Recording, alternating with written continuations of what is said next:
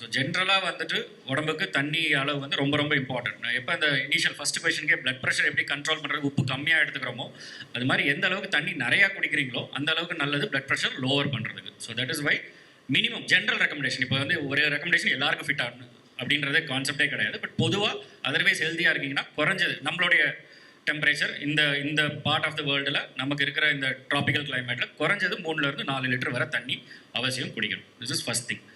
ரெண்டாவது, ஸ்பெசிஃபிக் இப்போ kidney disease வந்துருச்சு அப்படின்னாக்கா தென் த என்டையர் சினாரியோ வந்து மாறுது.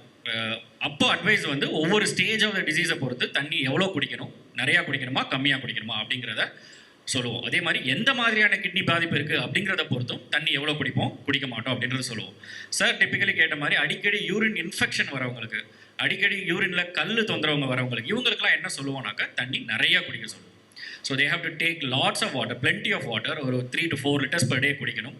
பீரியாடிக்காக எஸ்பெஷலி யூரினரி ட்ராக்ட் இன்ஃபெக்ஷன்லாம் ப்ரிவென்ட் பண்ணுறதுக்கு யூரின் வர சென்சேஷன் இல்லைனாலும் 2 மணி நேரத்துக்கு ஒரு தடவை இல்லை ஒரு 3 மணி நேரத்துக்கு ஒரு தடவை அவங்களாவே பிளாடரை எம்டி பண்ண சொல்லுவோம், யூரின் போயிட சொல்லுவோம், ஜென்டல் ஹைஜீன் மெயின்டைன் பண்ண சொல்லுவோம்.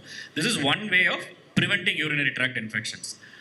அந்த அதர் எண்ட் ஆஃப் ஸ்பெக்ட்ரம் கொஞ்சம் கிட்னி டிசீஸ் வந்துருச்சு, கொஞ்சம் அட்வான்ஸ் ஆகிட்டே போகுதுனாக்க அகெயின் உங்களுடைய பாடிக்கு ஏற்றாப்புல ஒவ்வொருத்தருக்கும் ஸ்பெசிஃபிக்காக இவ்வளோ தண்ணி குடிங்க அப்படிங்கிறத சொல்லுவோம். For example end stage of kidney டிசீஸ்க்கே போயிட்டாங்க, 5வது ஸ்டேஜுக்கே போயிட்டாங்கன்னா ஒரு நாளைக்கு 800 ml 1000 ml மேலே தண்ணி ஆதாரம் எல்லாம் சேர்த்தே அந்த 1000 ml மேலேன்ற லெவலில் கட் ஆஃபை கிராஸ் ஆகாதீங்கன்னு சொல்லுவோம். ஸோ இங்கே வந்து there is no one size fits all, எல்லாருக்கும் இது காமன் அப்படின்னு எடுத்துக்க முடியாது. ஸோ கிட்னி பாதிப்பெல்லாம் இல்லை, அதர்வைஸ் ஹெல்த்தியாக இருக்கீங்க, டயபெட்டிக் பேஷண்ட்டாக இருக்கீங்க, ஹைப்பர்டென்சிவாக இருக்கீங்கன்னா தண்ணியில் எந்த ரெஸ்ட்ரிக்ஷனுமே கிடையாது.